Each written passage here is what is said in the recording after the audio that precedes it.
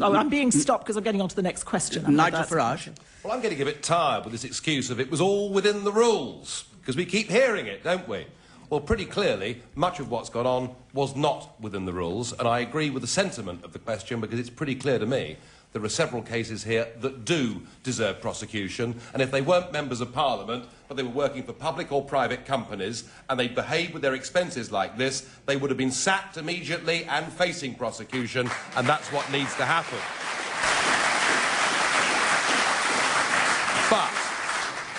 But we've been here before. Remember the Cash for Honours scandal? That looked pretty bleak, didn't it? Scotland Yard knocking on number 10 Downing Street with alarming regularity. And what happened? Absolutely nothing. And my fear is... Because the police decided that it would not be sensible to take it forward, and the Crown Prosecution Service believed that there would not be a case to answer that would have any prospect of success. And it may be difficult here. And even if there are prosecutions, they will take a very long time, which means that those people that have abused, and it's your money, it's taxpayers' money, for goodness sake, that we're talking about, these people will be able to go on until the end of this Parliament. Susan wants a general election. I wouldn't mind a general election, but it's not going to happen. We're going to go on to May or June next year, and I think to expect Parliament to reform itself, to expect prosecutions to sort this out, frankly, is kicking this problem into the long grass. I think we need some different kind of mechanism whereby the people of this country, in between general elections, can call bad members of Parliament to account. Nigel Farage. You look from outside of this. Yeah. If Speaker Martin does submit his final expense claim, I expect it'll be a very lengthy and very expensive expense claim. I felt, long before this particular furore broke, I felt, and I'm sure all of you that perhaps, watch PMQs or whatever it may be, I felt for some time that this man, as Speaker of the Mother of Parliaments, has become a national embarrassment. He is not good at his job. He's not good at his job. He doesn't command the respect of the House. He does not behave with impartiality, which is something we've expected of speakers all down the centuries. And in this particular case, I think his behaviour has been disgraceful. He's done everything he can to hush up this inquiry, which must upset Lord Faulkner, because he did, of course... Let us be careful when we say hush up this inquiry. He's used his constitutional authority to suggest that and to take it through the courts, that there were circumstances in his judgment which made it unnecessary or wrong for elements of this to be confronted in public. Hush up is a strong word, and you may not wish to use precisely that term. Well, I think it is quite a strong word, but I don't think he wanted the truth to come out. That's my impression of it. Lord Faulkner, whether Lord Faulkner's popular in his own party for having brought about the Freedom of Information Act, I'm not sure. Perhaps this was the law of unintended consequences. Anyway, I take my hat off to the Liberal Democrats for having the courage to stand up and say that he should go, and it's about time the opposition party did the same thing. It is unfair, and I think it is unfair to blame him and say a solution to this problem is to force him to walk the plank, when it is obvious that the problem is those MPs, not all MPs, but those MPs who have been abusing the system. But you just said he's the representative of the members of Parliament. He is somebody that the country should be looking to, who, if there is a problem, tries to get back and command the respect of our Parliament and our democracy. And if he's their representative, he's led them very badly indeed, because politicians tonight are held in more contempt than they ever have been in the history of this country, and he should take some responsibility for that.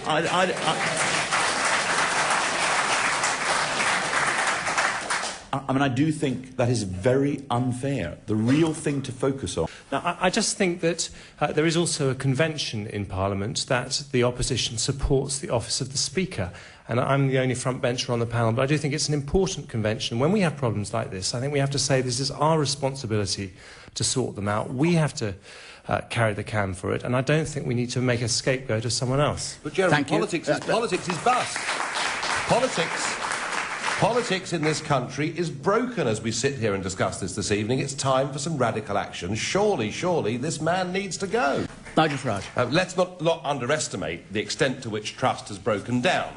This isn't a phenomenon that's just going to be here for a couple of weeks and then disappear. I mean, this is terminal unless something very radical happens. And it's interesting, the three answers that we've heard so far from the other parties, they're all talking about what their own constituency party organisations might do about it, whether perhaps they'll deselect somebody, whether perhaps indeed we'll have to wait until the next general election. And I think the only way that we're going to get any trust back in politics and politicians is, I think, we have to empower the people, so that it's not just the local party association that can deselect somebody for the next election. I think we have to make our politicians a little fearful.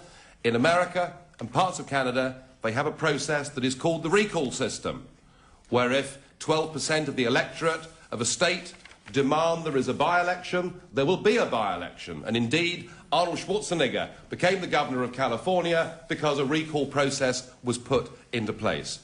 This recommendation will not come from the Kelly report, and it will not come from our big parties, but I do think to get trust back in politics, we've got to get the voters back involved in this and give them the ability to sack politicians that have broken the rules. It'll be far swifter than waiting for prosecutions, and certainly if we leave this professional political class who have led us into this mess to reform it themselves, it won't happen. We need this radical action.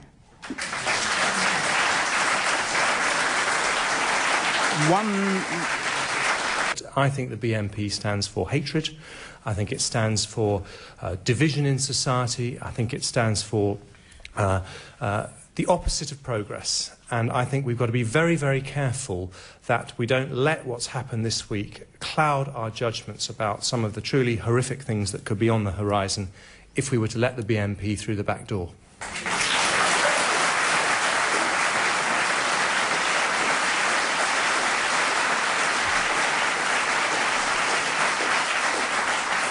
Nigel Farage.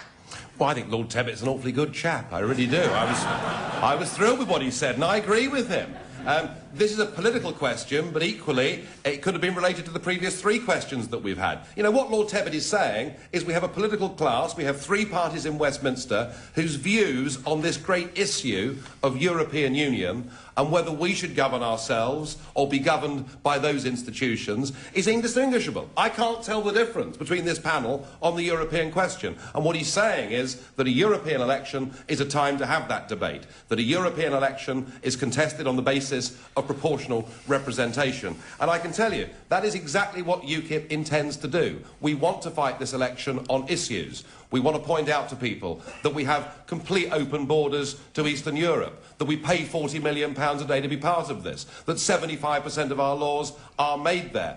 But I will say this on the point of the BNP, that whilst we're a patriotic party that believes in tough immigration controls, we do so absolutely as a non-racist and non-sectarian political party. And the only party...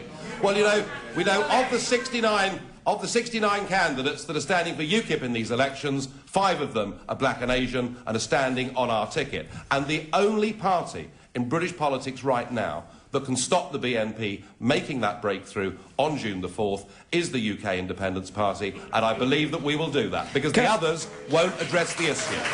Can I just ask you this? You say in relation to the BNP you're non-racist. The BNP does not say we are a racist party. What makes you say, and all politicians of the established parties say that the BNP is racist, because what makes you say unequivocally and with certainty the BNP is racist as opposed to what it claims itself to be? Yeah. No, it is racist because Article 2 of the BNP's constitution forbids black and Asian people from even being candidates of that party. Whereas in a party like UKIP, not only do we have black and Asian candidates, we will have a lot of black and Asian voters coming out and supporting us on June the 4th. There's a clear difference, there's a choice. Yes, you can. Jeremy Hunt. I'd just like to ask Nigel Farage whether he thinks it's right that UKIP should benefit from people's anger with the three main parties, when of the UKIP MEPs, one of them has actually done a prison sentence for housing fraud and another is being prosecuted for laundering money. Jeremy? The difference between UKIP and your party and the Labour Party couldn't be clearer.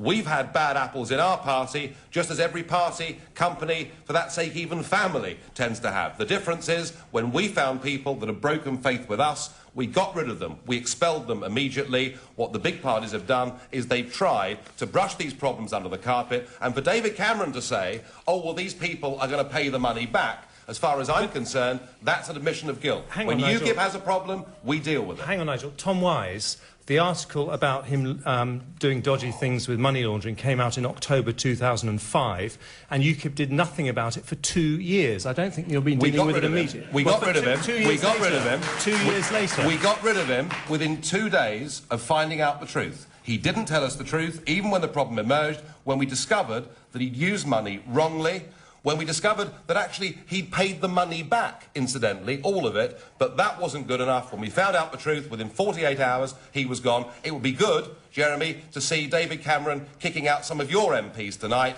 That would follow UKIP's lead.